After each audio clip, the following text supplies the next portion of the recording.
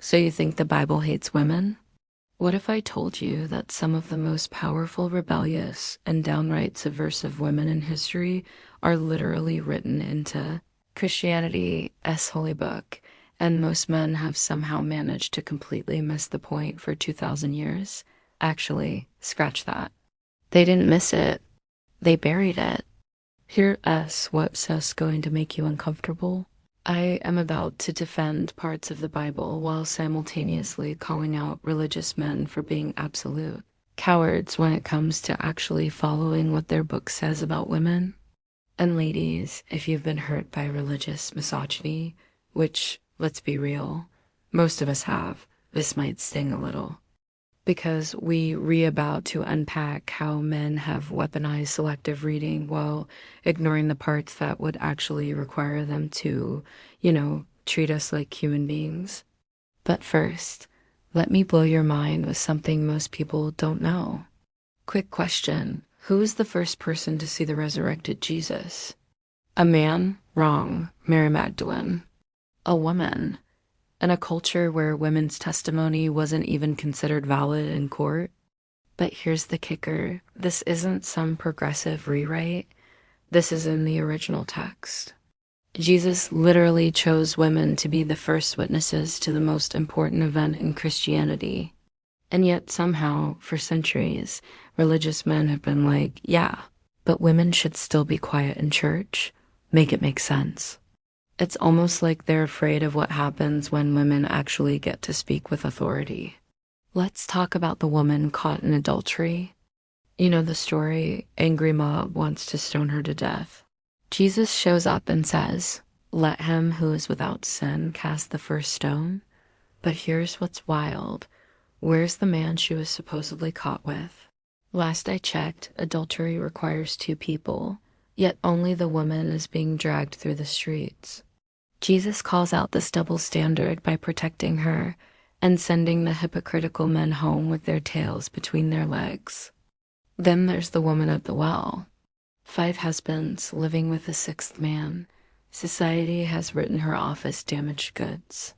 But Jesus sits down and has the longest recorded theological conversation with her. Not with the religious leaders, not with the male disciples, with a woman society considered trash. And she becomes the first evangelist in her town. Oh, and let's not forget the woman who anointed Jesus with expensive perfume. The men around him are literally complaining about waste, but Jesus defends her and says what she did would be remembered forever. He elevated her act above their criticism. But wait, it gets even more interesting. Have you ever actually read Song of Solomon?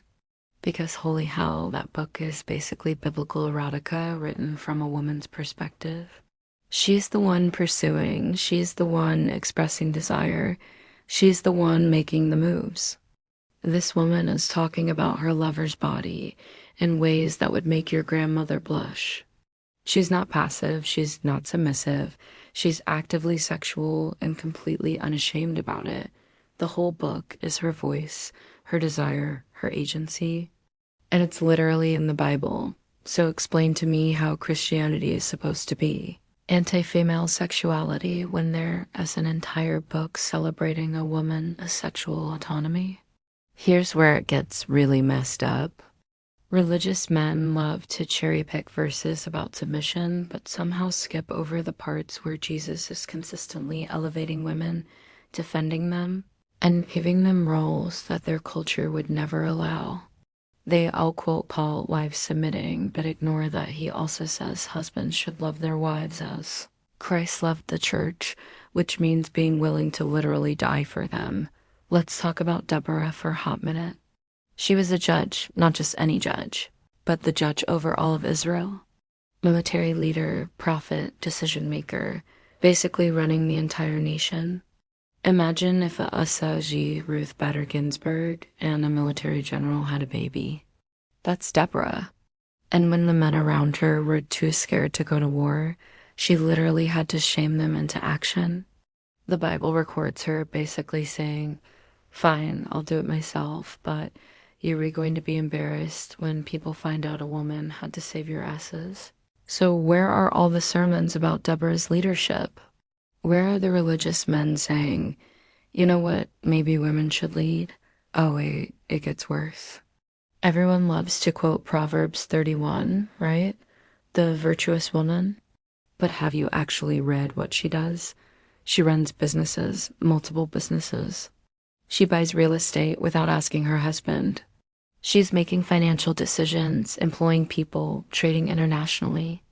This woman is basically a CEO, a real estate mogul, and she's taking care of her family. She's not sitting quietly in the corner knitting. She's out here building an empire. But somehow, religious culture has turned her into this submissive housewife fantasy when the actual text describes someone who would probably intimidate most modern men with her business acumen. It's like they're reading a completely different book. Or maybe they just can't handle the idea that their traditional wives might actually be more capable than they are. Can we talk about Jesus for a second? Because this man was hanging out with prostitutes, teaching women theology, and letting them fund his entire ministry, Mary and Martha.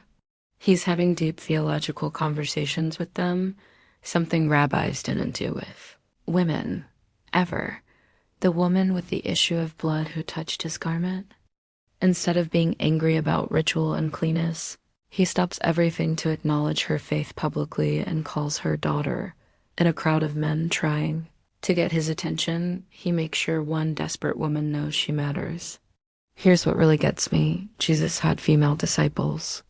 Luke mentions women who traveled with him and supported his ministry financially. These weren't just tag-alongs. They were part of his inner circle. Mary Magdalene, Joanna, and many others. They were there at the crucifixion when most of the male disciples had run away scared. But modern Christianity acts like the only women who mattered were quietly making sandwiches in the background. Meanwhile, the actual biblical text shows women as leaders, prophets, business owners, evangelists, and the backbone of the early church. So here's my question for all the religious men out there. If Jesus was comfortable with women in leadership, if he defended them against double standards, if he elevated their voices and validated their experiences, why aren't you? Why do you quote the parts about submission but ignore the parts about sacrificial love? Why do you celebrate Deborah's story but won't let women lead today? Why do you read Song of Solomon but shame women for having sexual agency? The cognitive dissonance is exhausting. Either the Bible supports women's equality and agency, or it doesn't. But you can't have it both ways. You can't use it to keep women down while ignoring all the parts that lift them up. Maybe the problem isn't the Bible. Maybe the problem is men who are too threatened by strong women to actually follow what their own holy book teaches. Because if they did, they'd have to admit that women have always been meant to be equal partners, not silent servants. And honestly, that scares them more than any feminist ever could. Because deep down, they know we've always been capable of everything they can do. And the Bible has been saying it all along.